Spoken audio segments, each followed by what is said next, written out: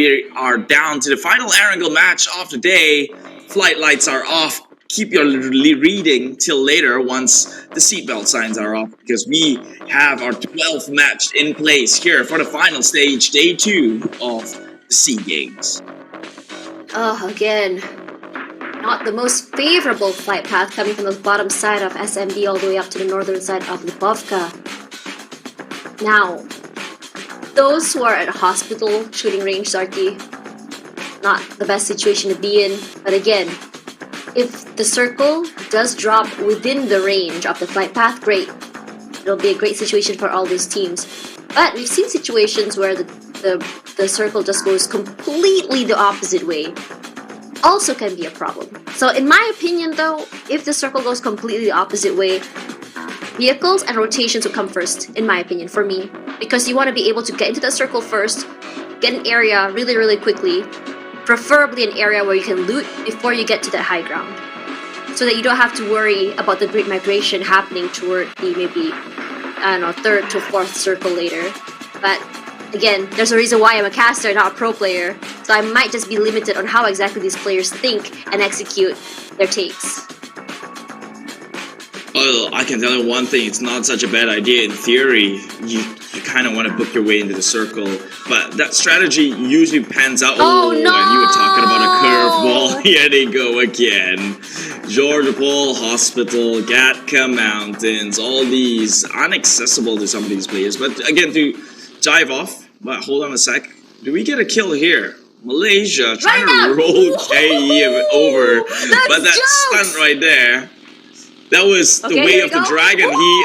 There we go. He learned that one from Bruce Lee. I'm pretty sure, Micah. You're feeling ashamed of yourself. It was a jump and a punch. The greatest jukes of all time.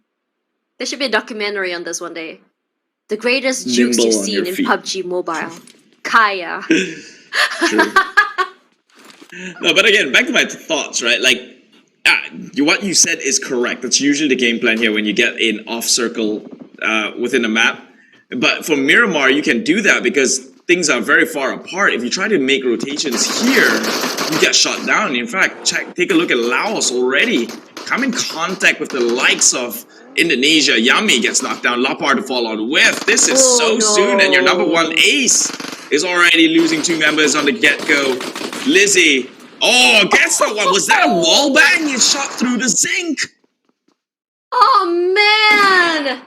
The worst outcome from Laos. The worst outcome for Indonesia, honestly. You can tell that it's so very soon, as soon as they drop the R together, because every single player in that area did not have the best weapons possible. It was a handgun. It was a long-range rifle.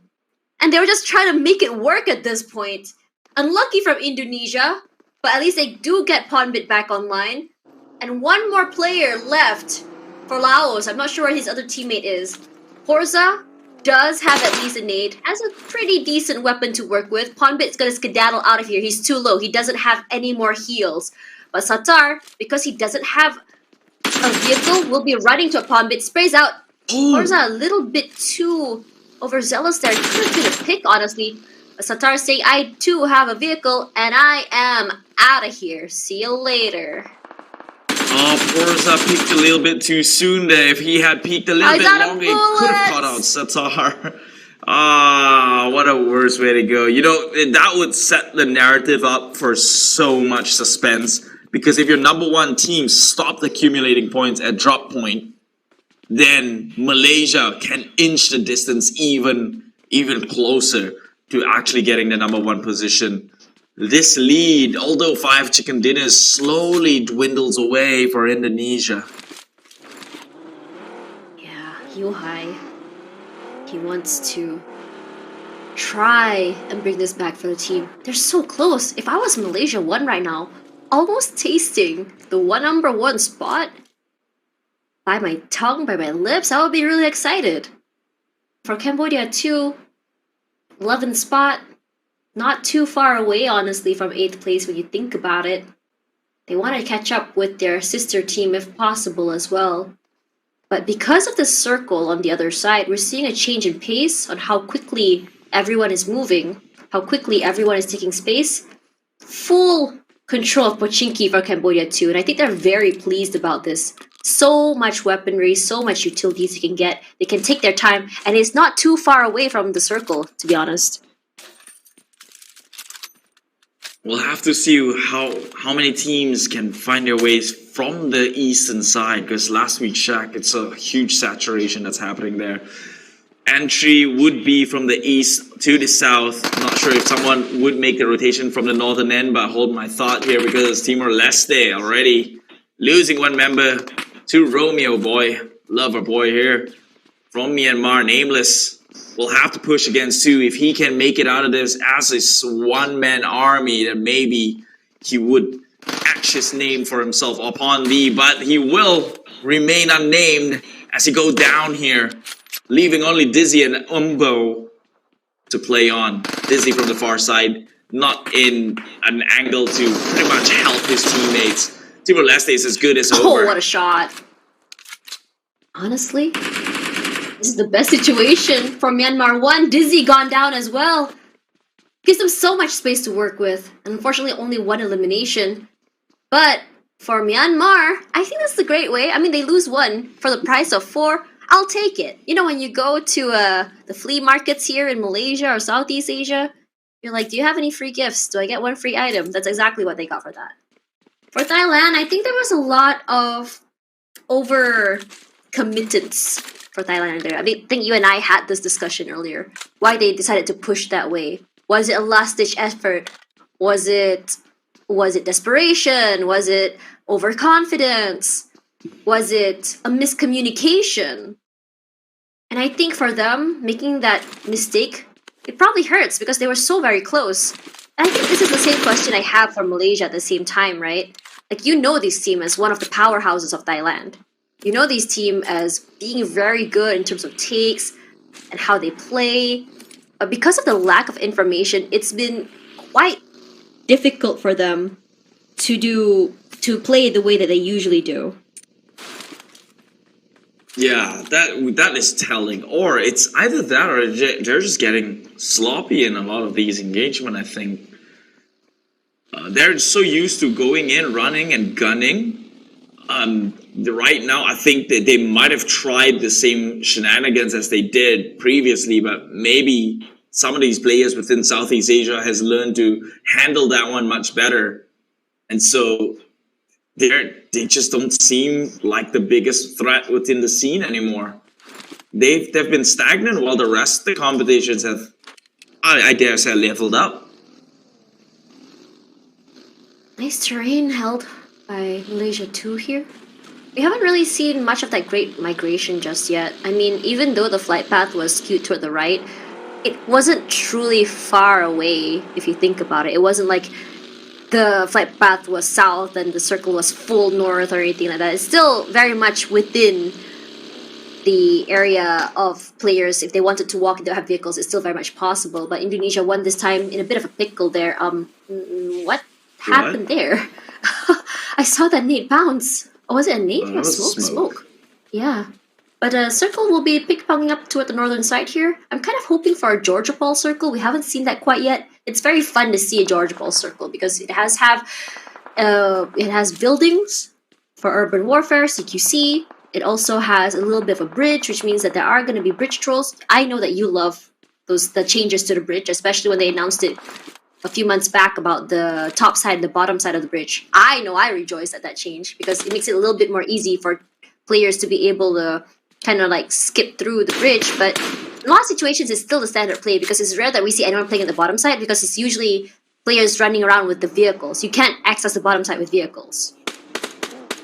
That's true. It creates a layer of challenges. It makes it more possible for teams to try and get past bridge trolls, right? Like, sometimes you don't want to pay the price of crossing the bridge, and that, with those new updates, that gives you a fighting chance to make it over. And sometimes we've seen teams make it successfully through, but man, look at this. Are they playing go-kart or Mario Kart? Because Vietnam just passes each other against Malaysia, who had a great run previously. Would be ashamed to go down this early, though. You high under gunfire, Micah and Damn Good already out for the counts. Are you kidding me? was supposed to be for them to climb on and soldier through, but the entirety of Malaysia down at 0 eliminations, and it is Vietnam team number 1 who will overtake them in the process. Logan awkwardly stares from a distance, decides, let's not go this way instead. I'm just questioning that hit, honestly, because you want to play aggressive, but you're not able to get inside quickly.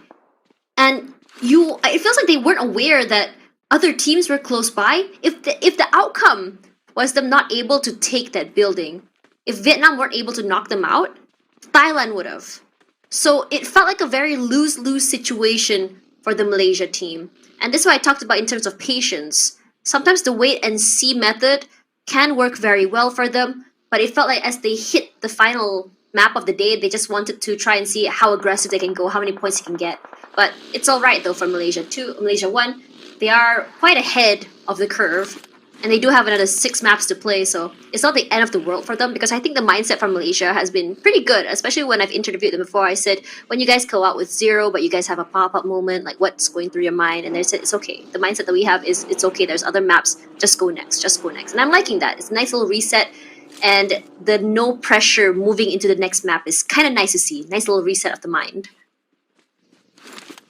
Yeah, I guess so. Maybe I'm a bit emotional, so because they were so close. You see, he was so close. Like Malaysia could have easily said, "Ha ha! I got 20 points this game. Now we're really just 10 points behind the number 1 spot," and then it creates a lot of anticipation. Right now, Vietnam is taking it and running away with it. First and second spot. Actually, no. First still remains onto Indonesia, but it's the second spot right now. Vietnam.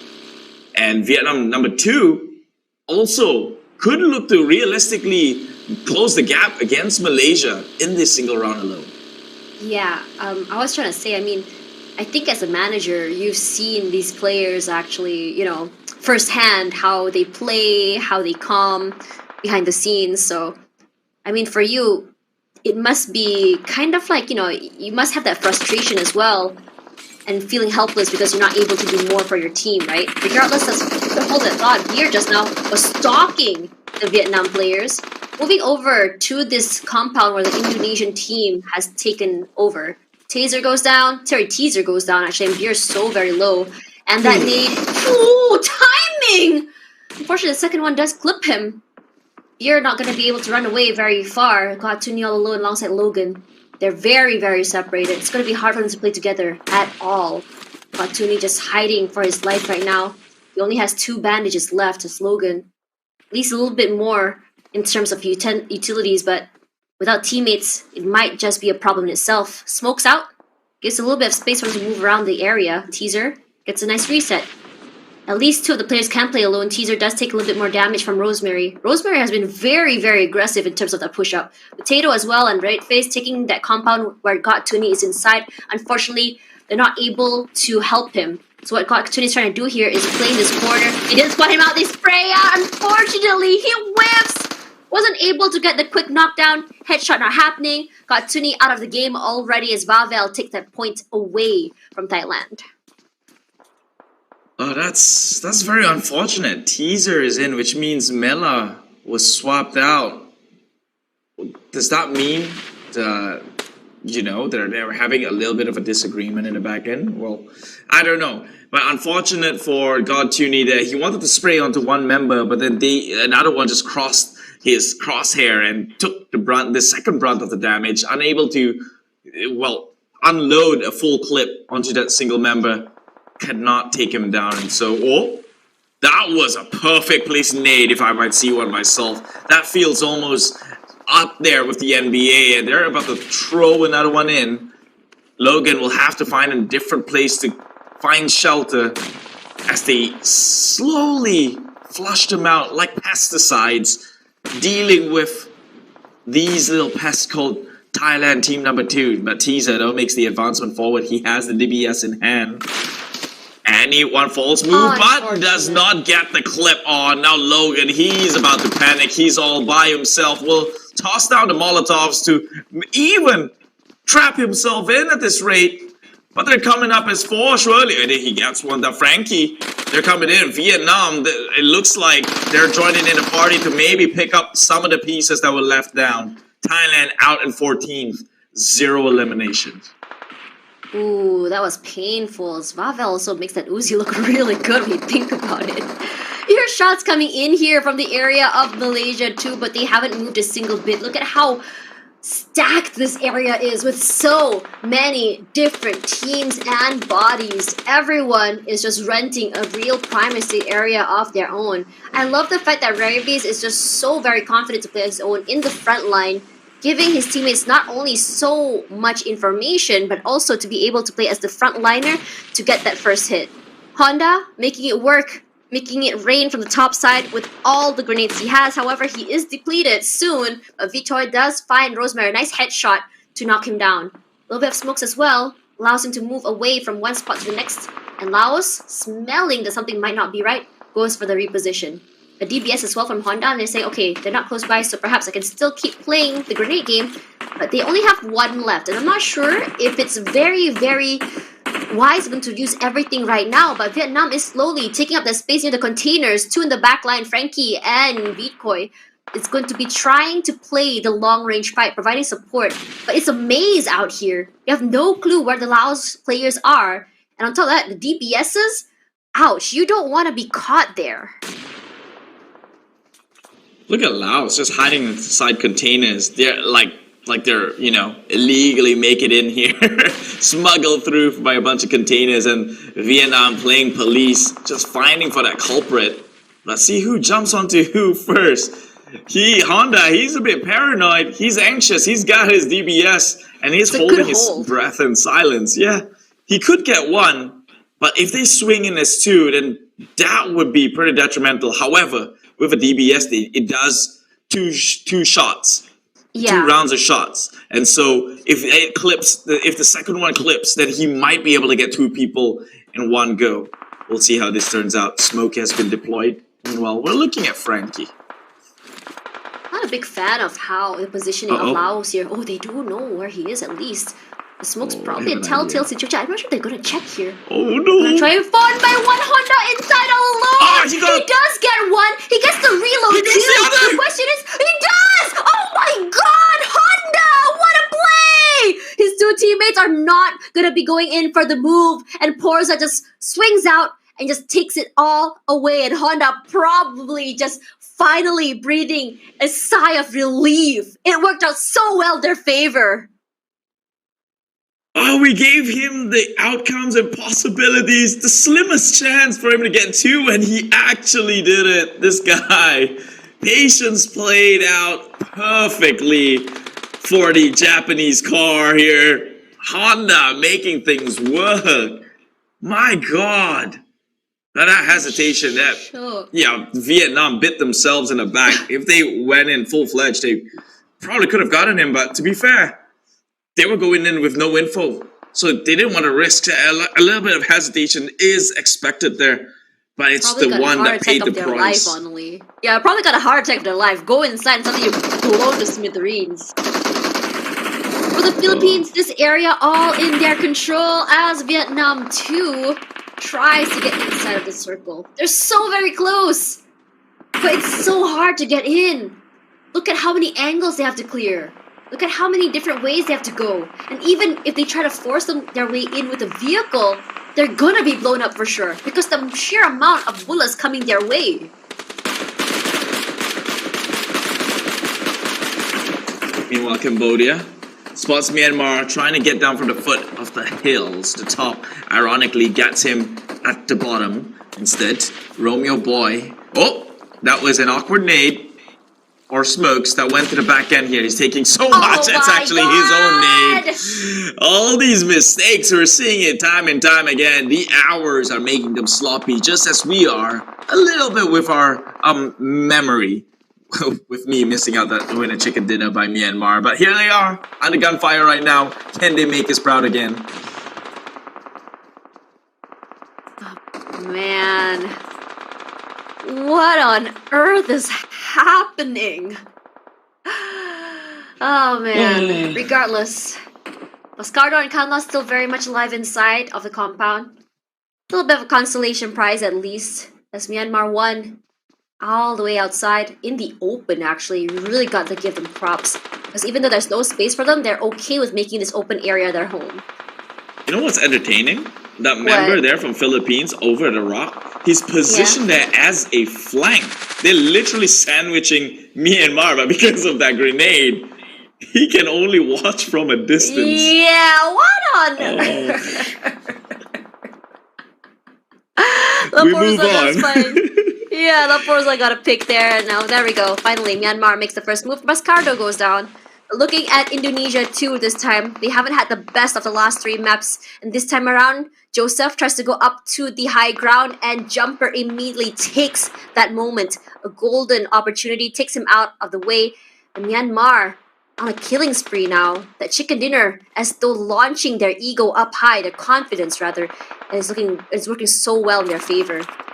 Now for Indonesia too this time, how dominating they have been earlier, getting those 3 chicken dinners in a row, and on top of that, the amount of frags they've gotten. And this time around, they lost 2 players so very early, they're not able to execute the aggressive plays that they usually want to, especially without their player like Yummy. Gosu goes down, DBS play, huge. Marcelo already for 2. And he doesn't seem to be stopping quite yet. Nice killing spree from the Philippines. Finally signs up left in this country. Regardless, Barrow from the other side. Jump shots all around. Nasty to deal with, honestly. I wonder how many DBSs they have total on their team at this point. Really, when you're fighting in close quarter combat within this container, I cannot choose a better gun. That right there sounds like hell if I've ever been there and back. I hear it echoing through these metallic walls. The sound of the DBS just, slugging and unloading. It's a scary sound, and Vietnam just cannot get the end of it. Already Vietnam 1 losing 2 members with a DBS, and now Philippines walking in, storming up against the entirety of Vietnam 2 with DBSs as well. Shots from Nangs as well does find Marnot. Myanmar, despite the good killing spree, finally the numbers are written down. Kanlas, as well as another Myanmar player, a 1-on-1 in this little compound. Nice nade to come through, projectile, and he runs for his life. Not sure if he's aware where it's coming from. And because how open the side is, that nade gets him. You can see how many shots are just coming through, and Kanlas finally goes down. Thanks to Rosello. Very aggressive Philippines. And this time around for Myanmar, they bring in the hurt. They spray to Laos. Laos not able to get inside of circle at all. Those smokes as well, not giving them any space. Yes, they can work around the circle, but not inside. And Myanmar are saying it's all right. Even though we don't have strength in numbers, we can try and go down with a bit of a frag. They don't have any right now. At least can go down for 2 or 3. It'll be really good. But Zimbo does get shot out from the inside. Frankie as well. The nade comes out. Vikoy playing inside of smoke. Smoke criminal. Call this man. Tini does get a reset at the very least. No one to pick up Zimbo. And oh my god, that nade, where did that come from? And they are just going to quickly choke them down from so many different angles. Tini, finally end of the line for him as Nangs tries to make something happen. Throws out a nade, Zimbo's finally out. Nangs all alone here. What can he do? Does find Vikoy at the very least. It's not him that finds him. It's a Laos player all the way on the other side. Another one. He throws it out. Frankie tries to go for the pickup here. He wants to make it rain. How many nades does he have is the question. How much more can he throw inside? Does he get it? Does. A bit of damage, but not enough to deter them. They do get the reset. They push though. Honda's in. An eye for an eye. He took out members from Laos, and now Honda's right next to them. Vikoy, he's under the guys. He does not know, although they rub shoulders with each other within the smoke. It all seems the same when you're doing it within the dark here. And now Honda realizes, that ain't my brother. I don't know this guy. He smells a little bit different. And now Vikoy will try to run in for the back end. Has to be careful though. Nangs, he is positioned in place, but I'm not sure how he's going to get some sort of an entry within this hangar. At least for the time being, Molotovs to hold them back. Nangs might have to shoot his own brethren should push comes to shove, but there we go. A nade to end one more members right there. Frankie has to go in and play altruistic, but it is Porza who gets shot in the back end. Nangs to continue his pursuit here. Honda doubles back, not daring to commit. It seems like Laos, they're working together to take down Vietnam, but they're also working together to give Vietnam the space to pick each other up. Circle ping-ponging to the northern side this time. So those for the southern side, good luck trying to get inside. Container area full control by Indonesia as well. Nings. It's a very long drawn-out fight. Another nade to come through here. He does have 3 more. In terms of resources, he seems very fine. Whoa, the car! We don't want to see a repeat of yesterday, sir! Not again. He is quite low, though. As Vikoi does eat that damage, trades out to the DBS. Another nade. Last one. Let's see where he goes. 1, 2, 3. Does he get the lob in? Goes on outside. No, it doesn't. But they do know where he is. This movement from Vietnam is making it really hard, and the team on the outside here. Oh my god, Honda does finally go down. No! The hero finally ended. Porza as well, found by Cambodia too. Very sad ending for our DBS master today. It was just long drawn. At that point, I was even thinking, was it even worth it to maintain that fight? But hey, good news. Up on the overalls, right now, Vietnam 1 secured a triple-digit scoring points. Only 1 match away now from closing the gap with Indonesia 2. Cambodia gets a pick off here, but also one of the members within this outpost will find his way on the knees. Vietnam might have to look to make a push in here. But Vikoi gets shot down in the process. Puff Puff gets a great one with his scope, but I'm not sure if he can get any more, seeing as though they're well behind opaque doors here. Frankie would have to let him be, leave him alone, take the casualties and live on to champion it for the likes of Vietnam. Ah, man. Surprised that Indonesia is able to survive this long. A little bit more passive than usual, but I don't think anyone has noticed them quite yet in the area. I don't think Indonesia 1 wants to take that risk. CQC can be very scary. Here we go, it's actually as I said so. Immediately Rossello. He's nasty with that, just as scary as Honda! No! And oh my god, he barely survives that Rossello! What on earth, man? He has 6 picks and all with the DBS! He loves this area. He loves the fact that we're having this CQC urban warfare. Why is DBS even a thing? This is why people say keep it back into the crate. It's just a little bit overpowered at this point. Rossello's jump shots are so army. ew! I need 10 showers after seeing that. I mean, it works, but ew! Oh, it's not over just yet. I hope Cambodia now tries to make a push, and they all also have got 2 DBS within the entire roster. Saves the one with the shotgun. Let the rest move on forward to get the info. That's the new game plan. That's the meta patch here. Both with some suppressive fire against Ichi. Itchy feeling a little bit itchy here to try and maybe make the peak. He's got Molotovs in such a close quarter situation that Molotov, but from the back end doesn't even get the shot here because West don't give them the chance, and Devon is just going to sheer instinct at this point, but they are lining up single file trying to feed things up. West will eventually go down and they are going to grieve him, but they have to be careful because Ichi is still there. That timing of the peak. Oh, Cambodia will live to tell the tale for another day. Honestly, look at how they're peaking. It's always together, but it's far enough to not allow the DBS to get 2 of them at the same time. Nice swing, nice timing, but they're being very careful. Look at Rossello. He's being very quiet here. Rossello, despite being the final man of the life, 6 eliminations in the bag. And 10 in total for Philippines 1. The best outcome you can ask for as we hit the 6 team mark left. Regardless, I think in this situation, it's really hard to gauge where everyone is. You don't want to peek dry. You want to make sure you have some utils to really zone them out. But when everyone is just jumping out like Jack in the Boxes, it's a little bit anxiety-inducing. It's hard to really mark where exactly everyone's going to swing out from in case someone were to pincer you from different ends of the containers. Indonesia now finally, they've been spotted out. You can see all the fire coming through. Rossello does find to the top. As he's rotating into the circle, Rossello stuck between the blue zone as well as the containers. He did hear sounds in that area. He doesn't know where exactly Easy is. Easy with the sprays, but he's not moving quite yet. This blue zone is going to be very painful. A vehicle is there, but you can't get a lot of value out of it, especially when you're stuck here. As soon as you get in there and try to move, someone's going to shoot a car and you're going to be blown to smithereens. I'm gonna say it right here. This is by far my favorite circle. Me Jorgo too! Paul any day. All these close quarter within the container. Man, this is another layer of fun and anticipation. You just don't know who's gonna swing into it. Ichi committed suicide from the top of these whatever platforms. And now Cambodia forced to leave the maze, this metal maze that they have found refuge in, but now Rosello gets shot down by Easy, who's positioned in place. But now Easy might be the ones to stop Cambodia in their own advancement towards taking Indonesia. But Ponbit takes the nade. Satar is there waiting for the entry. You gotta admit, if you are a team of Indonesia 1, you'll be so happy right now. Everyone else is fighting your battles for you. Rosemary, a little bit too aggressive here, but he does put in a little bit of damage to the other team.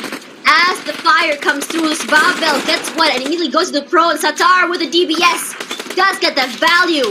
One single shot to the face is enough. Rosemary as well puts in the pain, explodes the car. A lot of damage already dealt onto the members. Indonesia versus Indonesia final. 1 versus 4, maybe a 2. They will be pushing out here, but the fact that Indonesia 2 is stuck inside will not make them the victors. Indonesia 1 taking it away. The final chicken dinner of the day. My God, this